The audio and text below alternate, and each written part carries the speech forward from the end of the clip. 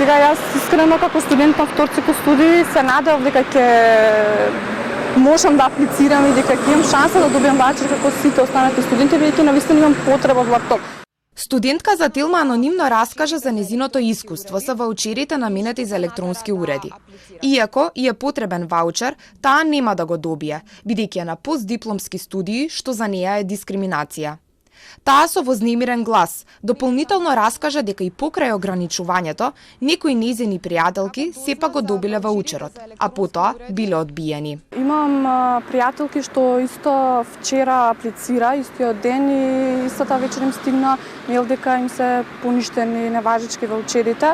Исто така и они се изреволтирани, во основа бидејќи првоствено не сме доволно информирани кој може да добие, која е таргет група тука, дали прв цикл, втор цикл или сите сме. Поради тоа што не била доволно информирана, а при незиното аплицирање на страната на услуги било одбиена, се обратила на пунктот за информации кој е под Министерството за дигитална трансформација. Таму никој не ја прашал дали е на додипломски или постдипломски студии.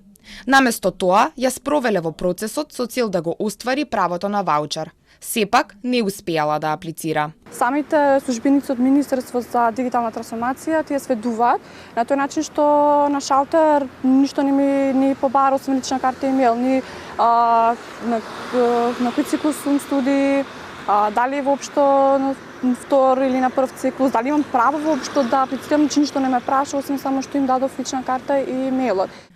Аплицирањето за ваучерите за електронски уреди излезе во понеделникот на страната на услуги, мерка која се спроведува од страната на Министерството за дигитална трансформација и секретаријатот на владата. По објавата дека се отворени апликациите, бројни студенти истиот ден добија ваучер при аплицирањето, додека други имаа потешкотии, бидејќи не биле заведени во системот на Министерството за образование и наука. Некои студенти кои ги добија ваучерите беа бизнис ориентирани, па ги продаваа за пониски цени на други. Министерката за образование и наука вчера прашана за продавањето на ваучери меѓу студентите рече дека Министерството не може ништо да направи во врска со тоа, па затоа тоа и го препушта на совеста на студентите.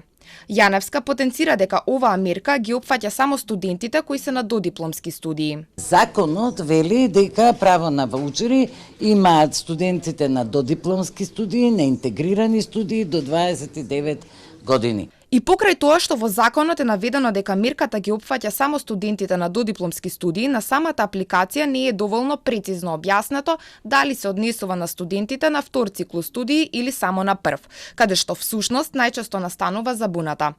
Од Универзитетското студентско собрание упатија апел до институциите при носење на ваквите слични мерки, да бидат опфатени и студентите од втор и трет циклус студии. Во однос на тоа што определени студенти од втор циклус кои аплицирале, некои се здобиле со вредносни ваучери, а некои не. Очигледно се работи за системска грешка помеѓу Министерството за образование и наука и Министерството за дигитализација. Будно ја следиме ситуацијата и сме во постојана координација со МОН. Од Министерството за дигитална трансформација Затилма вела дека досега се издадени над 29.000 ваучери, од кои 7.235 се искористени. Од опозицијската СДСМ денеска ја обвинија владата дека е неспособна за спроведување на оваа мерка поради хаосот кој настанал. Мерката за електронски ваучери се спомна првпат во 100 дена влада од страна на премиерот Мицкоски, а со неа се најави и мерката за обезбедување на средства од 10 милиони евра за млади до 29 години за отпочнување на бизнис.